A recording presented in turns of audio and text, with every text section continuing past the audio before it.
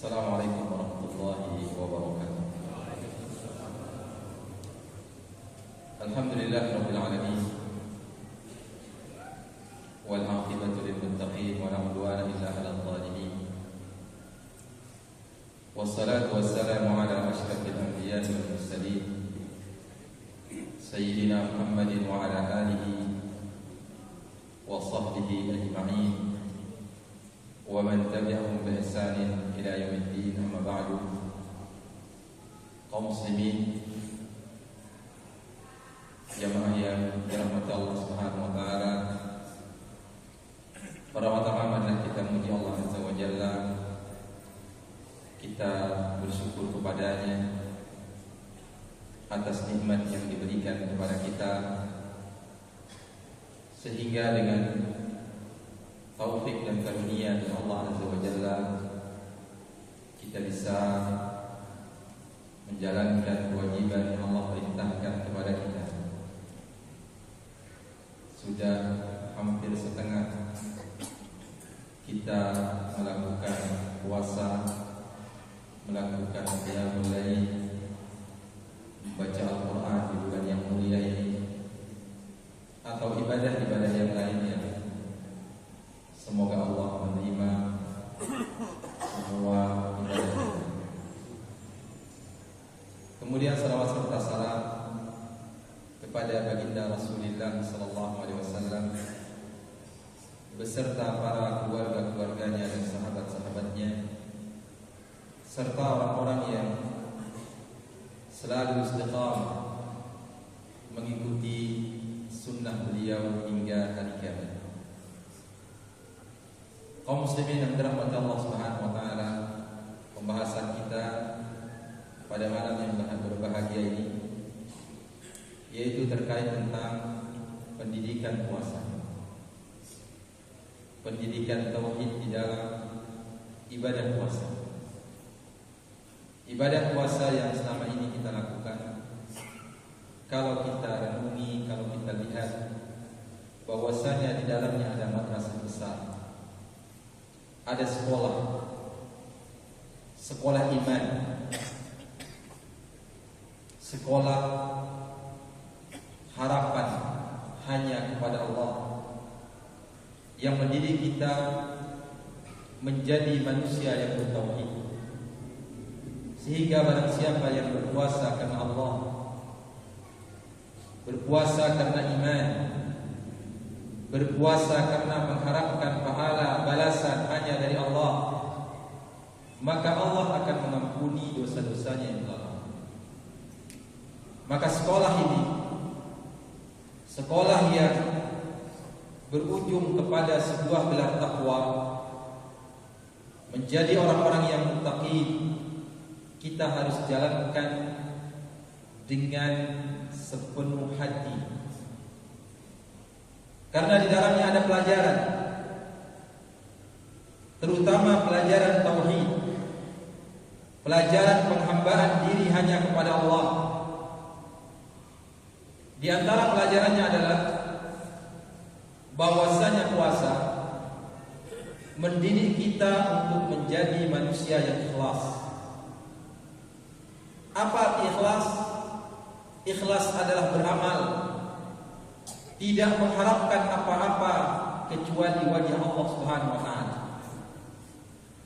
Karena memang puasa ini adalah ibadah yang tersembunyi, yang samar, yang tidak ada yang tahu kecuali diri kita dengan Allah.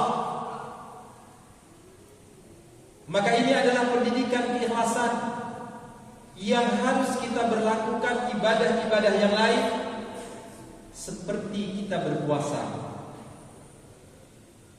Salat kita usahakan tidak ada harapan dari dalam salat yang kita lakukan kecuali Allah. Berzakat kita tidak menginginkan, tidak mengharapkan pujian manusia dari zakat yang kita keluarkan. Haji juga demikian. Maka itu ada di dalam puasa yang mendidik kita.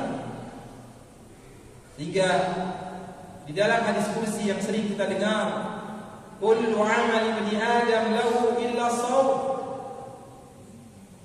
Semua amalan anak Adam itu miliknya. Apa arti miliknya? Punya celah untuk dipuji, punya celah untuk riya, untuk mencari perhatian manusia. Illa shaum, kecuali puasa. Fa innahu li wa ana ajzi bih. Sungguhnya kata Allah Subhanahu wa taala dalam hadis qudsi ini, puasa itu milikku dan akulah yang membalasnya.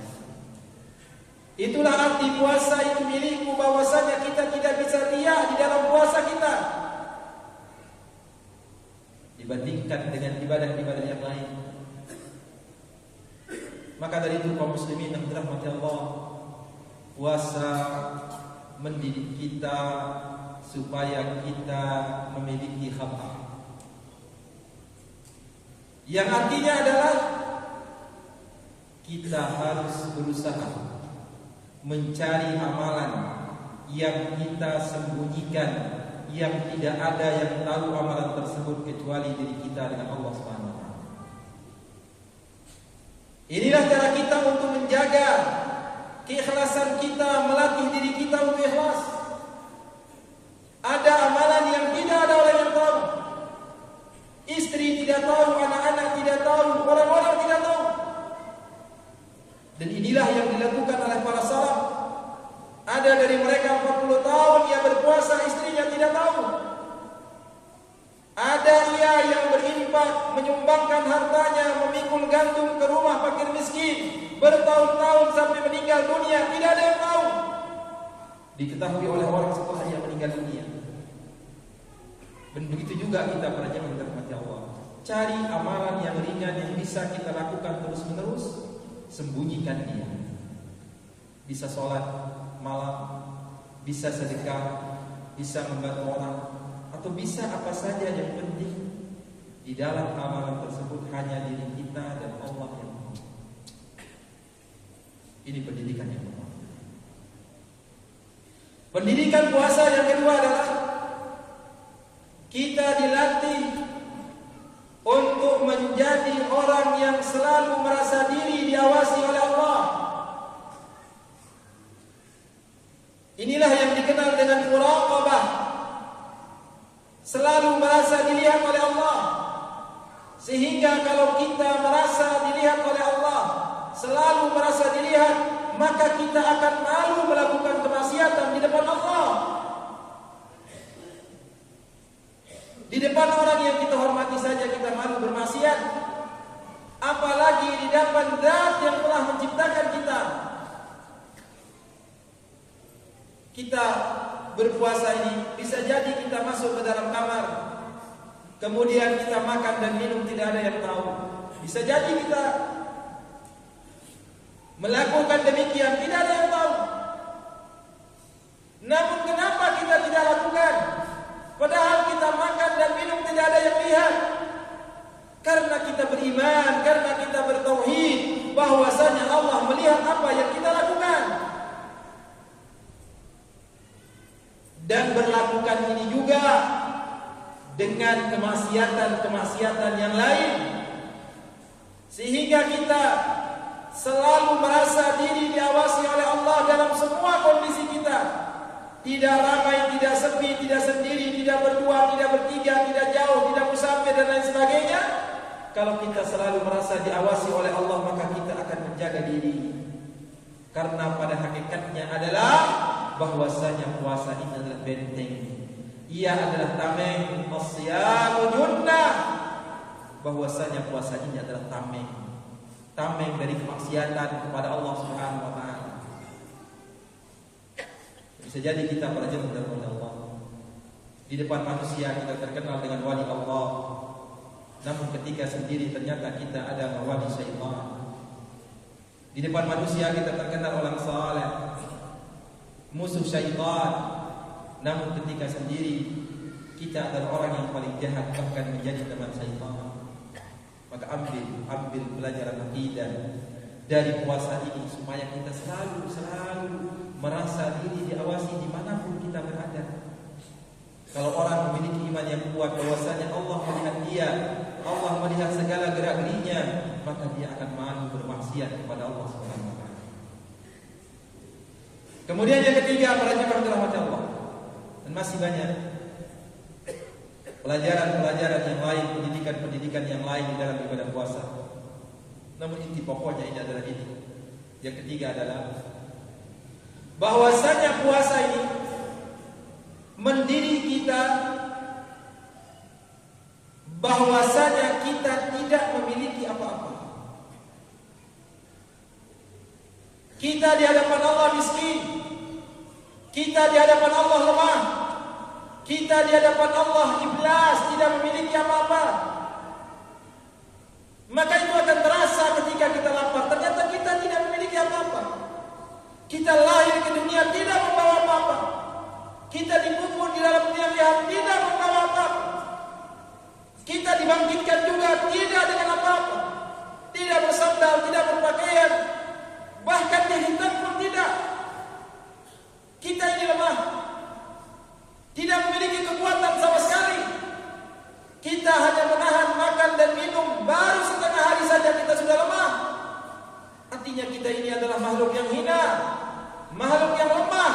Dan kalau perasaan hina dan lemah ini kita hadapkan kepada Allah, itu menjadi sebuah kemuliaan.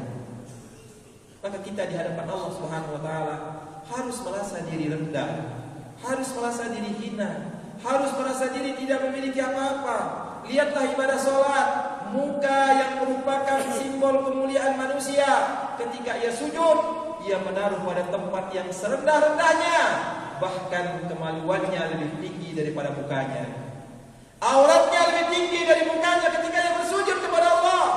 Maka ketika orang merendahkan dirinya kepada Allah dengan serendah-rendahnya, maka saat itu juga dia menjadi manusia yang paling dekat kepada Allah.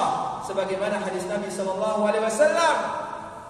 aqrabu ma yakunu al-'abd bainahu wa baina rabbih wa huwa sajid. Kondisi seorang hamba yang paling dekat antara dirinya dengan Tuhannya, dengan Rabbnya, wa huwa sajid, yaitu ketika dia sedang bersujud. Maka Nabi SAW mengatakan, fa'akhiru fihi du'a, maka perbanyaklah sujud, perbanyaklah doa ketika engkau bersujud. Mohon, karena itu kondisi yang paling kita mulia di sisi Allah Subhanahu wa taala.